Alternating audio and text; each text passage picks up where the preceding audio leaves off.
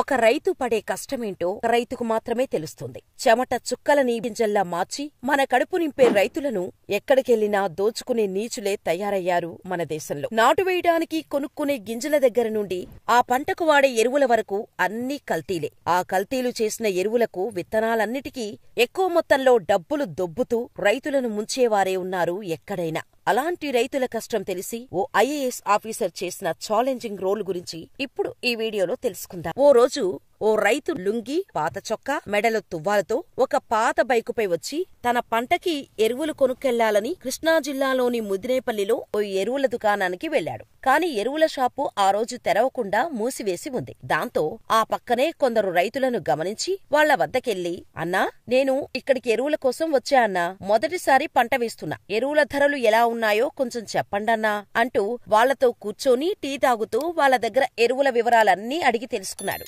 ఏముంది తమ్ముడు, ఎంఆర్పీ పైన ఉండేదొకటి, వాళ్ళు తీసుకునేది ఒకటి అంటూ ఎరువులను ఎక్కువ ధరకు విక్రయిస్తున్నాడని తెలుసుకున్నాడు ఆ రైతు. అయితే ఆ తర్వాత కైకలూరులోని ఓ ఎరువుల దుకాణానికి వెళ్లాడు. అన్నా, ఫలానా పంట వేశాను, యూరియా మరియు డిఏపి కావాలన్నా అని అడిగాడు. దాంతో నా దగ్గర యూరియా లేదు తమ్ముడు, స్టాక్ అయిపోయింది అని చెప్పాడు. అక్కడి నుండి బయలుదేరి ఏదో ఫోన్ చేసి మాట్లాడుకుంటూ వెళ్లిపోయాడు ఆ రైతు. ఆ తర్వాత ఇంకో ఫెర్టిలైజర్ షాపుకి వెళ్లాడు. ఆ షాపులో యూరియా డిఏపి ఉన్నాయి కాని ఒక యూరియా బస్తా ఖరీదు 226, అలాగే డిఏపి బస్తాకు 1200 రూపాయలు కాగా ఆ దుకాణం యజమాని మాత్రం యూరియా బస్తాకి 280 అంటే అదనంగా 14 రూపాయలు మరియు డిఏపి బస్తా 1250 రూపాయలకి అంటే 50 రూపాయలు ఎక్కువ డబ్బులు తీసుకుని ఆ రైతుకి ఇచ్చాడు. అంతేకాదు, ప్రతి ఫెర్టిలైజర్ షాపులో రైతు యొక్క వేలిముద్ర తీసుకుని తీసుకున్న ఎరువులకు బిల్లు వేసి ఇవ్వాలి. కాని ఆ ఓనర్ మాత్రం వేలిముద్ర తీసుకోకపోతే తీసుకోలేదు, కనీసం బిల్లు కూడా వేసివ్వలేదు. దాంతో అక్కడ ఎరువులు తీసుకుని వెళ్లిపోయాడు. ఇక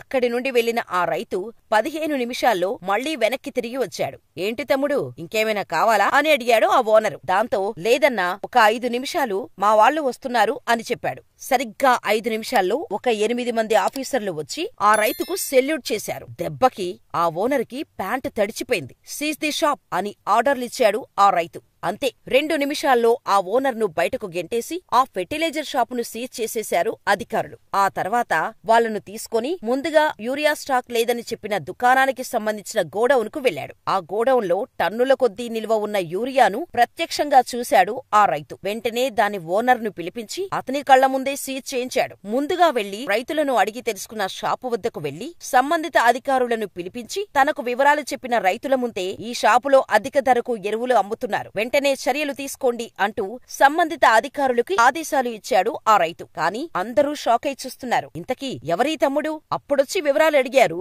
ఇప్పుడేమో ఆఫీసర్లకు ఆర్డర్లిస్తున్నాడు అని షాక్ అయిపోయారు. ఆయనెవరనేది వాళ్ళకి అప్పటికీ తెలియలేదు. కాని అతని కోసం 4 కార్లు వచ్చాయి. అప్పుడర్థమైంది అందరికి. వాళ్లతో ఛాయ్ తాగుతూ వివరాలు తెలుసుకుంది రైతు కాదు, రైతు మారువేషంలో వచ్చిన కృష్ణా జిల్లా సబ్ కలెక్టర్ సూర్యసాయి ప్రవీణ్. అంతే, అతనెవరో తెలిసి ఆ రైతులంతా షాక్. అప్పటి వరకు వారికి సినిమాల్లో మాత్రమే చూసిన సన్నివేశం. వాళ్ల రియల్ లైఫ్ చూసి నమ్మలేకపోయారు. 2 ఫెర్టిలైజర్ షాపులను సీజ్ చేసి ఒక షాపుకి నోటీసులు ఇచ్చి అక్కడి నుండి వెళ్లారు. ఇలాంటి సంఘటనలు నిజానికి సినిమాల్లోనే జరుగుతాయి. నిజ జీవితంలో జరిగితే ఎవ్వరైనా షాక్ అవ్వటం తప్ప ఇంకేం చేయలేం. నిజానికి నీతిగా బ్రతకపోయినా పర్వాలేదు, కాని తీసుకునే జీతానికి నిజాయితీగా పనిచేయాలి. ఎంతమంది అధికారులు ఉన్నారు ఇలా? జేబులో కట్టలు కుక్కితే కాగితాలు ముక్కలైపోతాయి అనేది ప్రస్తుతం సమాజంలో గవర్నమెంట్ అధికారులు పాటిస్తున్న ఆచారాలు. 10లో కనీసం ఒక్కరూ నీతి నిజాయితీగా పనిచేసినా చాలు, మన దేశం ఎంతో బాగుపడుతుంది. నిజానికి ఇండియా ఇంకా వెనకబడి ఉండటానికి కారణం కూడా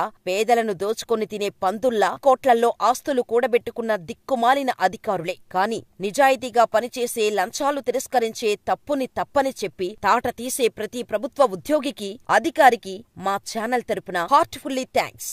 మీలాంటి వారే సమాజానికి పట్టిన చీడ పురుగుల్ని వదిలించటానికి కారణమయ్యే ఎరువులు. మీరే ప్రతి ఒక్కరికి స్ఫూర్తి. మరి ఈ వీడియోపై కలెక్టర్ సూర్యసాయి ప్రవీణ్ గారిపై మీ అభిప్రాయాన్ని మాకు కామెంట్ ద్వారా తెలియచేయండి. ఇలాంటి మరెన్నో interesting informational inspiring real life stories కోసం మా ఛానల్ ని వెంటనే సబ్స్క్రైబ్ చేసుకుని పక్కనే ఉన్న బెల్ కొట్టేయండి. మరో అద్భుతమైన స్టోరీతో మళ్ళీ కలుద్దాం. అప్పటి వరకు ఇక్కడ కనిపిస్తున్న ఈ వీడియోస్ కూడా ఓసారి చూసేయండి.